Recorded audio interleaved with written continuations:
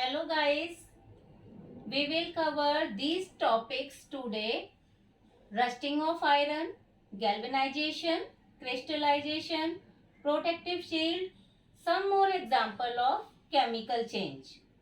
So first I am going to start rusting.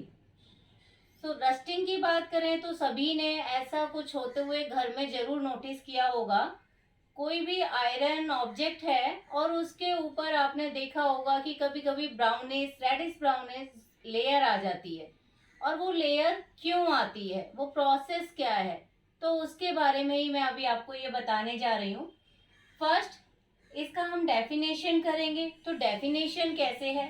The process of formation of reddish brown deposition on iron metal is called rusting and moisture is essential.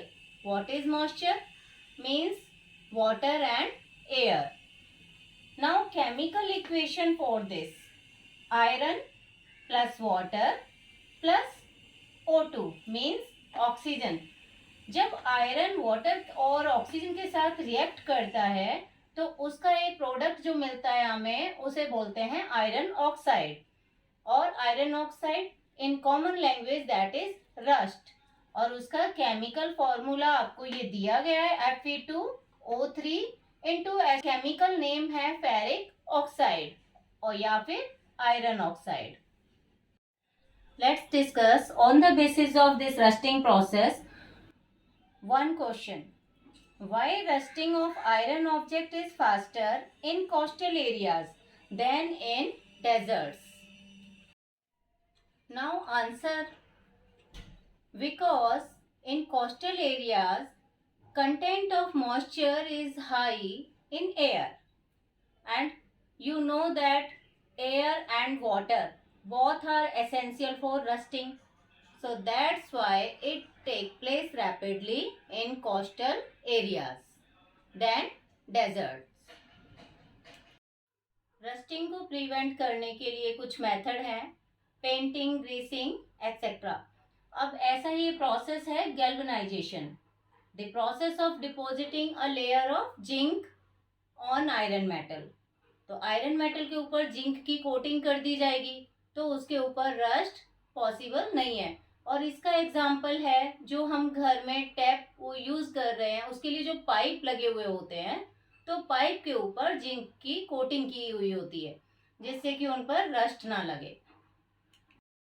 Stainless steel के बारे में आपने सुना होगा कि घर में हम यूज करने वाले बर्तन वो स्टेनलेस स्टील के ही लेते हैं। वो चाहे कोई भी, अगर हम ऐसा वहाँ बर्तन यूज कर रहे हैं तो बोलते हैं कि हमें स्टेनलेस स्टील देना। क्यों लेते हैं ये? क्योंकि उस पे रस्ट ना लगे। तो अब स्टेनलेस स्टील किससे बनी हुई होती है?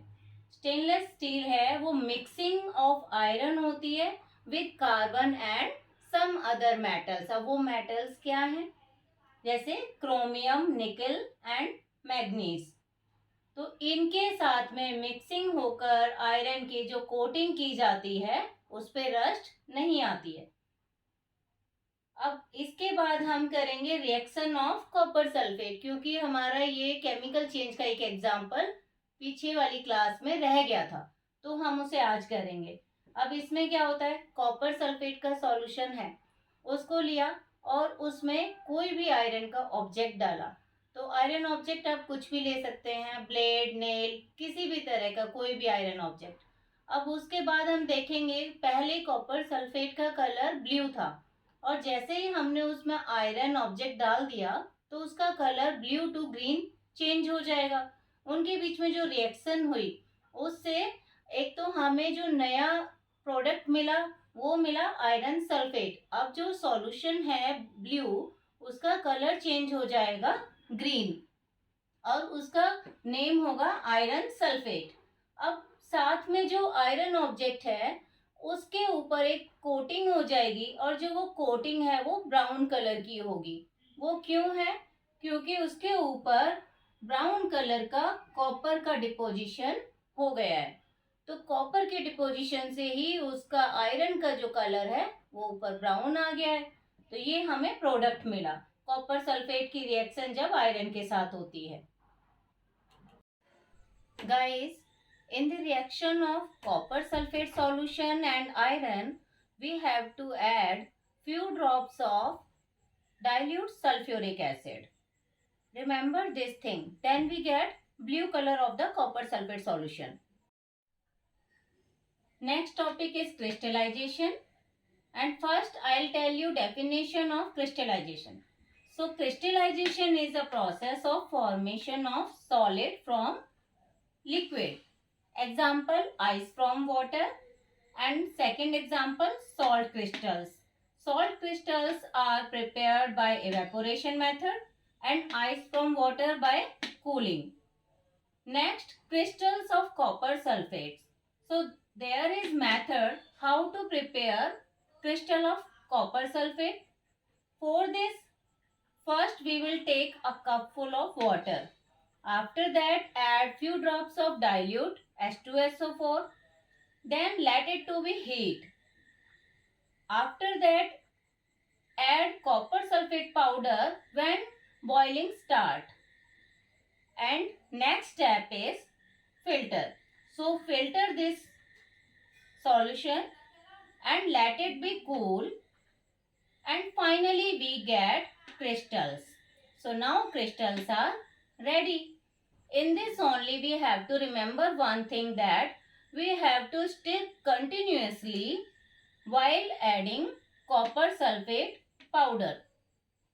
And add copper sulfate powder until it will not stop to dissolve. Means we have to make this saturated solution.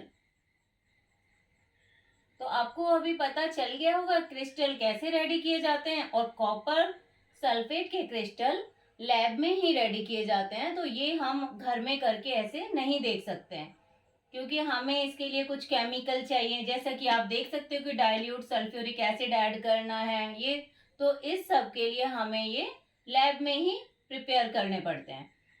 बाकी सॉल्ट क्रिस्टल है जो इवेपोरेशन मेथड से होता है, और ये एक फिजिकल चेंज है. तो आप यहाँ चेंज भी देख सकते हो. और आइस फ्रॉम वाटर है, इसमें भी फिजिकल चेंज है.